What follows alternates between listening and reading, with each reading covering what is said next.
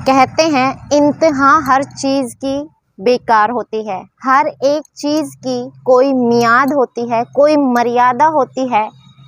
अगर वो अति से ज़्यादा हो जाए तो वो हर एक चीज़ हानिकारक होती है, फिर चाहे वो कुछ भी हो।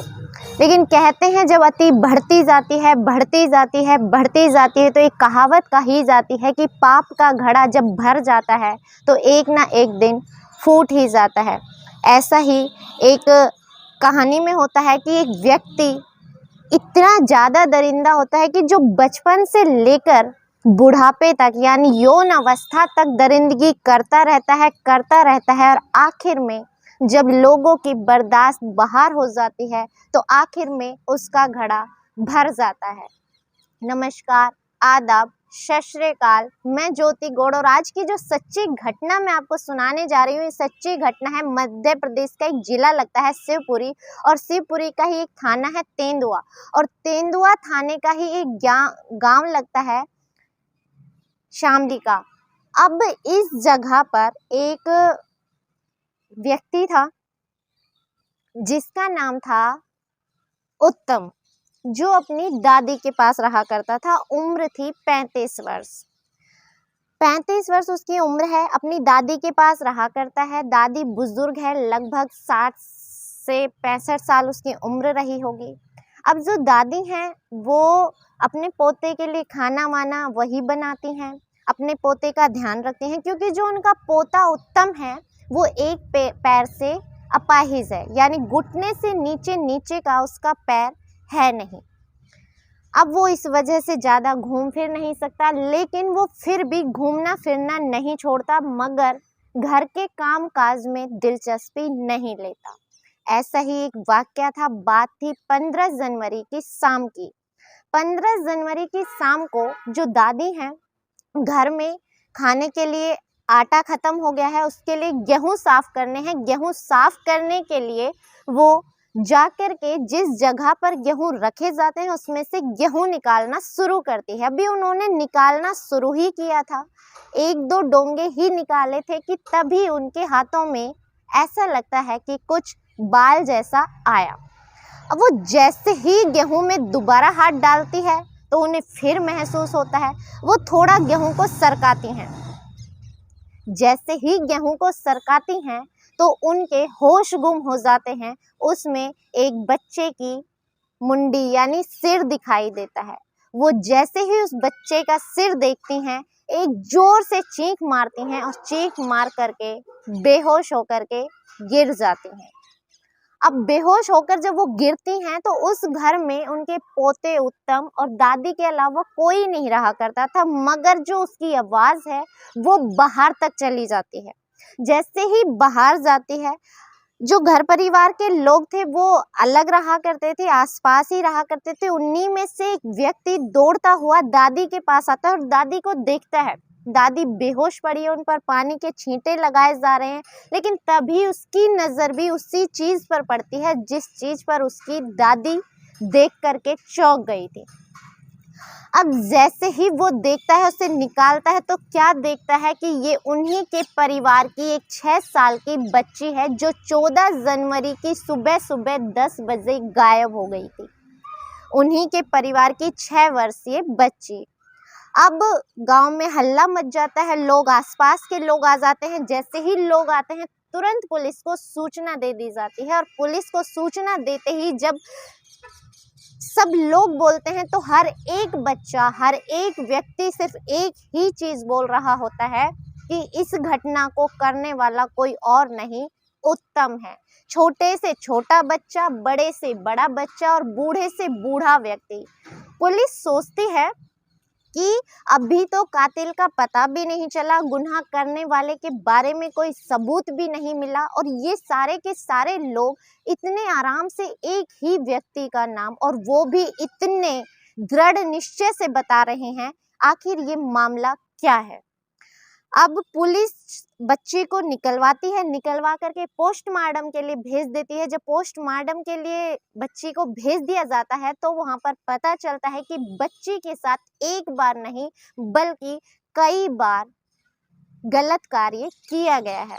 उसके साथ बार बार दरिंदगी की गई है। और आखिर में जब बच्ची विरोध करने लगी होगी, जब कुछ भी ऐसा लगा कि अब मैं फंस जाऊंगा, तो उस बच्ची का गला दबा करके मार दिया गया। और मार करके वहीं घर के जो अनाज रखा जाता है उसके अंदर उस बच्ची को दबा दिया गया।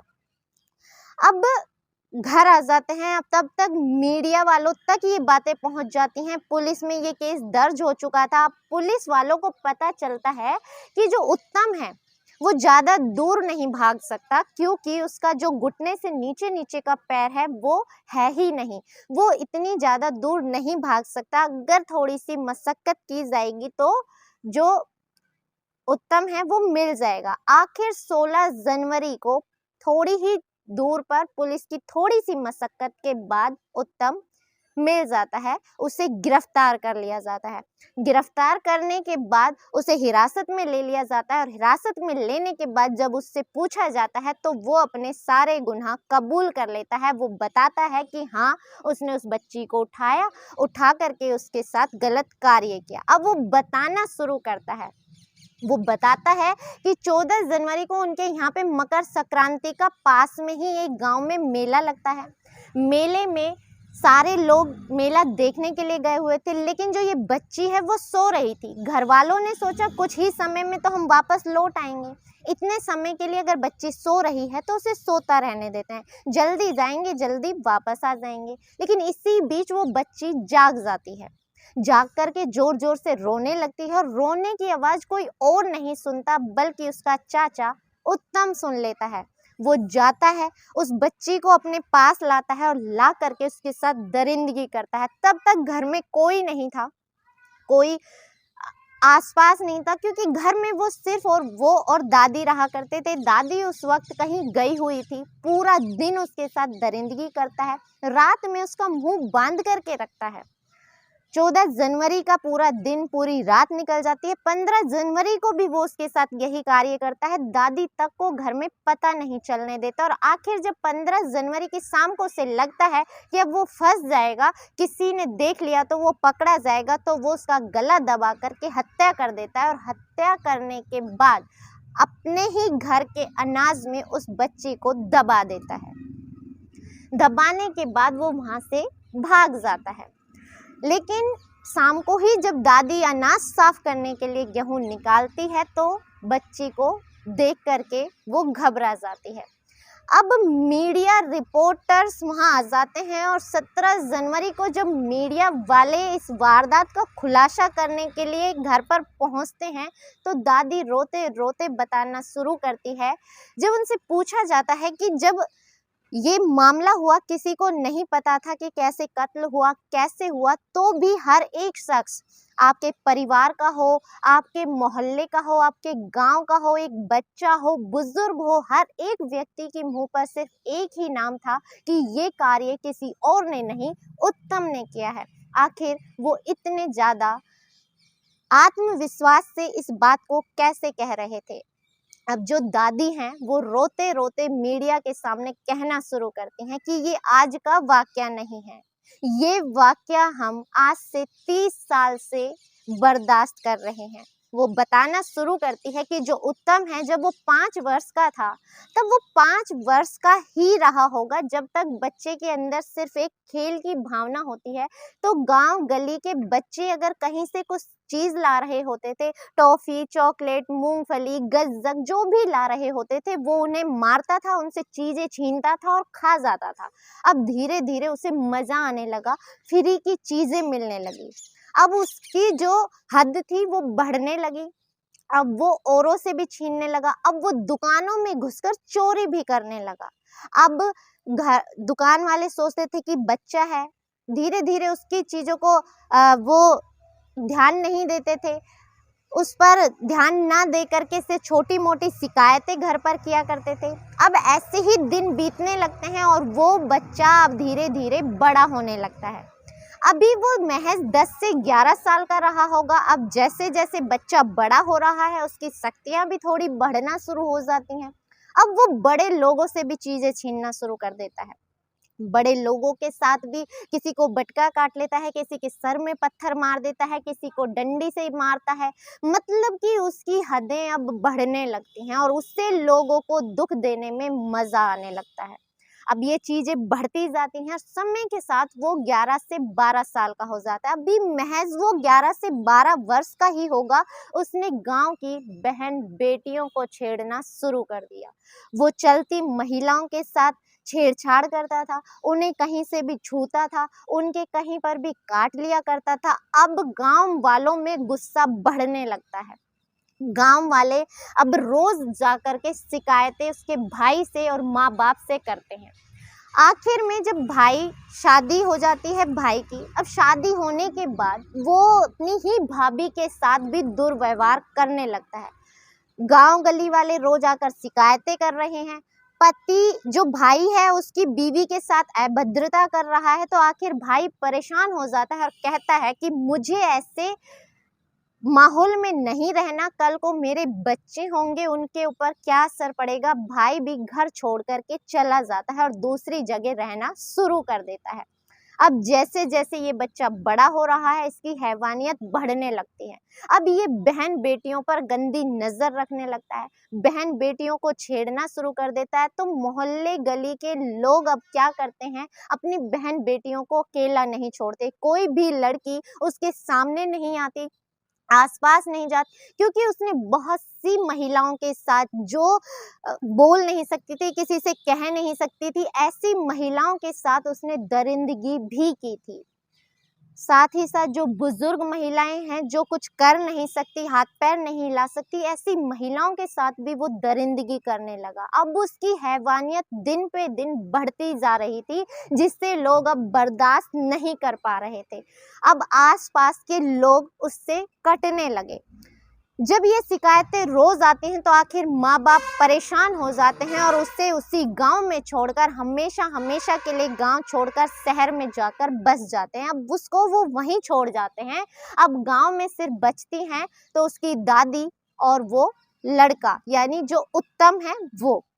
अब दादी खाना बनाकर जैसे-तैसे पालती है और उत्तम की हैवानियत अब भी ख़त्म नहीं होती। वो रोज़ समझाती है दादी, लेकिन उसकी हैवानियत नहीं ख़त्म होती। अब उसने महिलाओं को छोड़ो, अब उसने हैवानियत की और हदें पार करना शुरू कर दी। अब गाँव के जो जानवर होते थे, गाय मिलती थी तो गाय के साथ दरिंदगी, भैंस मिलती थी तो भैंस के साथ दरिंदगी, कुत्ते बिल्ली तक को उसने नहीं छोड़ा। हर एक के साथ वो रोज़ दरिंदगी करता था। रोज़ आए दिन उसे लोगों की शिकायतें आती थी। लोगों को पता होता था कि ये दरिंदगी और ये हैवानियत सिर्फ़ एक ही जना कर सकता है और वो है उत्तम। ऐसे ही वक्त बीतता है, आखिर कोई दादी को समझाता है कि अगर इसकी शादी कर दी जाए तो शायद ये कुकृत्य करना बंद कर देगा। आखिर में 2007 में उसकी शादी कर दी जाती है, लेकिन वो बीवी भी महज 1 साल के अंदर उसकी मौत हो जाती है। लोग सोचते हैं कि शायद कोई बीमार रही होगी, किसी कारण से उसकी मौत हो गई। 2 साल बाद सन 2009 में उसकी दूसरी शादी की जाती है और दूसरी शादी करने के बाद महज 48 घंटे में जब घर में कोई नहीं होता तो उसकी पत्नी सारा सामान बांधती है और अपने घर भाग जाती है। जब पंचायत बिठाई जाती है तो उस पत्नी को बुलाया जाता है और उससे पूछा जाता है कि आखिर ऐसा क्या था जो तुम अपने ही पति का घर 48 घंटे में छोड़कर आ गई। पत्नी कहती है कि मैंने शादी एक इंसान से की थी, एक हैवान से नहीं, लेकिन इसने अपनी हैवानियत की इतनी हदें पार कर दी कि मैं इसे 48 घंटे भी पता नहीं कैसे बर्दाश्त करके आई हूँ। अब 1-2 साल और बीतते हैं और उसकी तीसरी शादी कराई जाती है और तीसरी शादी एक गरीब लड़की से कराई जाती है, लेकिन ये लड़की भी मात्र 1.5 साल में अपना दम तोड़ देती है। इसकी हैवानियत का कोई अंत नहीं था, अभी तक इसकी हैवानियत में कोई फ़र्क नहीं पड़ा था, जो मन करता था वो करता था। आखिर में एक दिन की बात है, जंगलों में एक व्यक्ति बकरियां चरा रहा था। वो बकरियां चरा रहा था, तभी ये वहां पर पहुंच जाता है और पहुंच करके एक बकरी को पकड़ लेता है और उसके साथ दरिंदगी करना शुरू कर देता है। जो मालिक है वो देख रहा है, रो रहा है, बोल रहा है इसे छोड़ दो, लेकिन वो नहीं मानता और बकरी वहीं पर अपना दम तोड़ देती है। जब वो अपना दम तोड़ देती है तब वो हटता है अपनी हैवानियत से और फिर वो वहां से हंसता हुआ, जोर जोर से हंसता हुआ चला जाता है। अब वो व्यक्ति रोता रोता उत्तम के भाई के पास जाता है और भाई को ये सारा कारनामा बताता है। भाई इस वक्त तक बहुत ज़्यादा झल्ला चुका था, उसके अंदर खून खोल जाता है। वो इतना ज़्यादा गुस्से में आ जाता है कि एक हथियार उठाता है और उठा करके जहाँ पर उसका भाई बैठा होता है, घुटने से नीचे उस हथियार को चलाता है और उसका पैर घुटने से नीचे अलग कर देता है। वो कहता है कि आज के बाद तुम कहीं जाने लायक ही नहीं रहोगे और जाने लायक नहीं रहोगे तो कोई कुकृत्य करोगे ही नहीं। अब मीडिया वाले उसके भाई से पूछते हैं, तो उसका भाई रोते रोते कहता है कि मैं उस दिन गलत था। मैंने जो हथियार उसके पैर के नीचे चलाया था, काश वो हथियार मैंने उसकी गर्दन पे चलाया होता तो इतने लोगों के साथ हैवानियत नहीं होती और आज हमारे घर की 6 वर्षीय मासूम बच्ची की जान नहीं गई होती। लेकिन मेरी वो गलती आज मेरे लिए सजा बन गई।